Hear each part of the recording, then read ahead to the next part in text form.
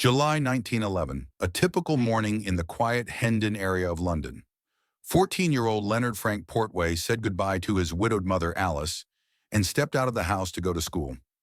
It was an unremarkable morning. This bright schoolboy, a promising talent in math and physics, left only one small detail that would haunt his mother for years. He had asked her to remember to have his boots mended, but Leonard never returned to wear those boots. The search began. For his mother Alice, it quickly spiraled into a prolonged nightmare.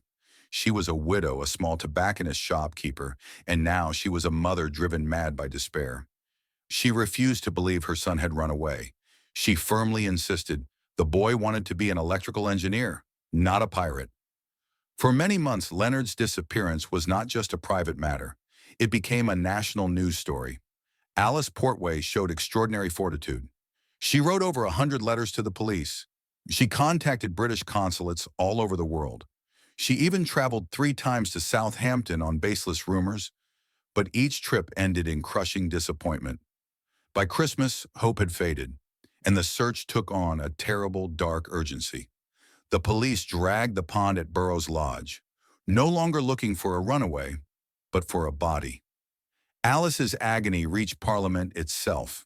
She wrote to the newspapers, pleading for help, and declared to the world, "I hope to hear something of him before Christmas. Otherwise, it will be no Christmas to me." The pain did not subside. Leonard's sister, Dora, was heartbroken.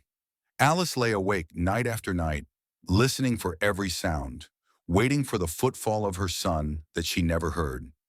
After a year, the searches stopped. The £10 reward was posted, then faded into silence. For 4 long years, the file on the lost Hendon boy remained an unsolved mystery, but the mother remained tenacious.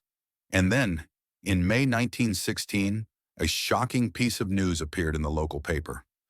Leonard Portway had been found, alive and well. The details of the reunion and where the boy had gone remain a mystery to this day.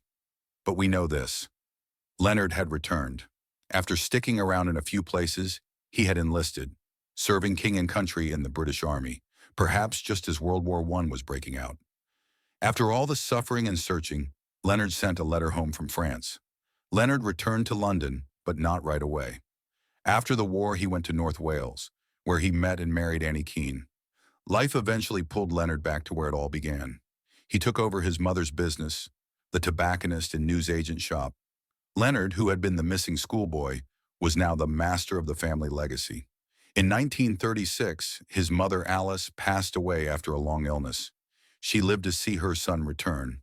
Leonard, her only surviving child, organized the funeral and buried her in the family grave. And here is the final, most poignant chapter of the story. On May 13, 1944, Leonard Frank Portway died at the age of 47, and the address listed on his death certificate was 41 Algernon Road, the very house he had left 33 years earlier, seemingly forever, was the place he returned to and took his last breath. The missing boy found his way back home to complete his life where the tragedy first began.